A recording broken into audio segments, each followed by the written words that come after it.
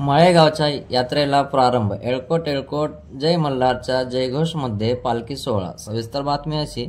दक्षिण भारतातील सर्वात मोठी यात्रा म्हणून प्रसिद्ध असलेले नांदेड जिल्ह्यातील माळेगाव यात्रेला आजपासून सुरुवात झाली. लाखो भाविक सहभागी झाले आहेत.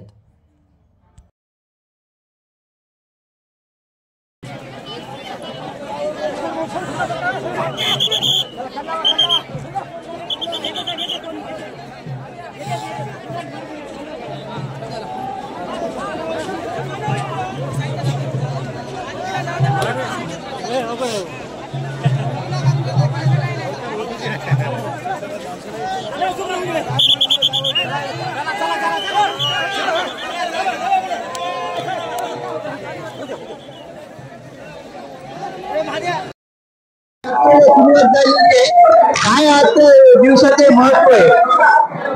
आज माळेगावची खंडेरायाची यात्रा भव्य या ठिकाणी भरते. वर्षभरातून 3 वेळेस आमच्या खंडेरायाची पालखी निघते. एक विजयादशमी दसरा, इथे चंपाषष्ठी आणि मार्गशीर्ष मध्ये चतुर्दशी म्हणजे आजचा जो पालखी सोहळा आहे हा दिमाखामध्ये या ठिकाणी साजरा केला जातो.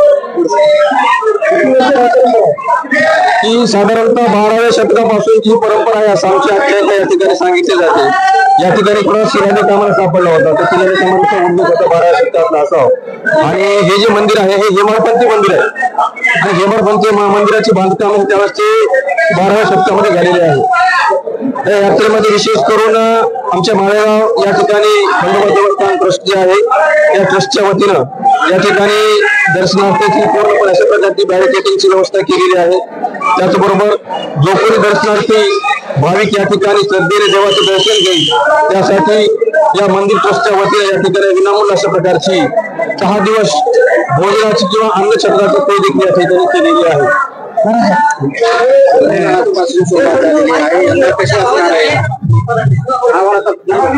यात्रेची देवस्वारीची सुरुवात आज झालेली आहे आणि नित्य नियमाप्रमाणे 13 अमावस्येच्या नंतरची ही यात्रा सुरू होत असते.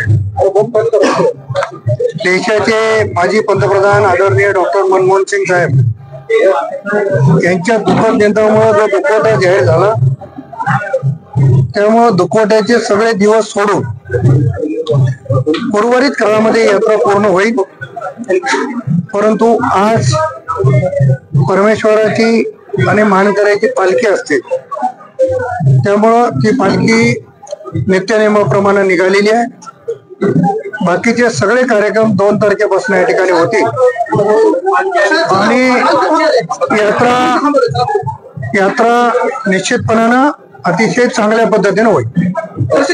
विलासराव देशमुख यांच्या कार्यकाळात या यात्रेला राजाश्रय प्राप्त होता. मात्र आता त्यानंतर कोणी मुख्यमंत्री असतील किंवा महत्वाचे मंत्रिमंडळ असेल इकडं कोणी फिरताना दिसत नाही. त्यामुळं राजाश्रय कमी झाला असं म्हणता येईल का? नाही, असं नाही म्हणता येणार. परंतु आदरणीय विलासराव देशमुख साहेबांचं कुलदैवत खंडोबा आहे आणि आदरणीय दादासाहेब म्हणजे दगडोजीरावजी देशमुख साहेबांपासून तर त्यांच्या वडिलापासून या यात्रेमध्ये त्यांना निमंत्रण असो का नसो नित्य निमंत्रण यायचे.